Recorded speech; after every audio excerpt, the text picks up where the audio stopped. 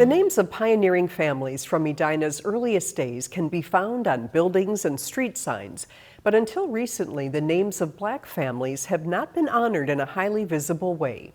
Last year, Garden Park was renamed Yancey Park after a Black family that settled on a 68-acre farm after the Civil War. Edina TV takes us to the dedication ceremony held in early October. We are here today to do something rather extraordinary. Today, we are dedicating this park to honor the Yancey family. Ring with the harmonies. On a sunny October evening, community leaders, volunteers, and residents gathered to witness the unveiling of a project 3 years in the making. This is a community, and it takes all of us to make things happen. This past spring, the sign for Garden Park came down, and a new sign took its place. The Human Rights and Relations Commission, the Heritage Preservation Commission, and the Parks and Recreation Commission worked together to honor the Yancey family by renaming the park. Is there a motion approving the renaming of Garden Park to Yancey Park? So moved. The City Council approved the change unanimously last year.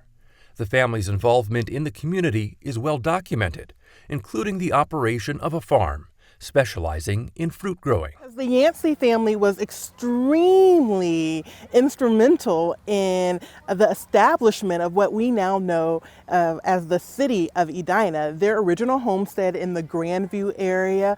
Mr. Yancey worked on helping the township of Edina separate from Richfield. Mrs. Yancey served as the first PTA president for what is now Edina Public Schools. Beverly Claiborne, known as BC, Ellen Yancey, and other Black families relocating after the Civil War faced intimidation and obstacles to settling in the Edina area. Those obstacles included the enforcement of racial zoning policies and restrictive racial covenants. While many white city leaders are acknowledged in street names, public parks, and on the walls of City Hall, the erasure of BC and Ellen Yancey perpetuated the idea that Edina has always been a white enclave. That is not the case, and today we right that wrong.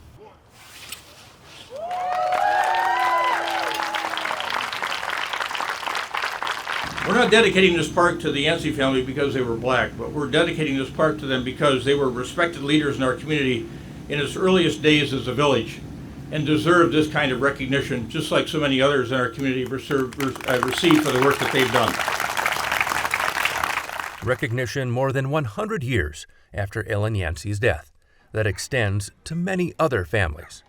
Beverly Claiborne, BC, and Ellen Maria Yancey were among more than a dozen Black families to resettle in Edina. Now visitors to Yancey Park can learn more about these early homesteaders whose contributions went unrecognized for so long. I'm Dan Carpenter for Edina TV. The signs honoring the Yancey family and other Black families will be replaced with permanent metal panels later this year.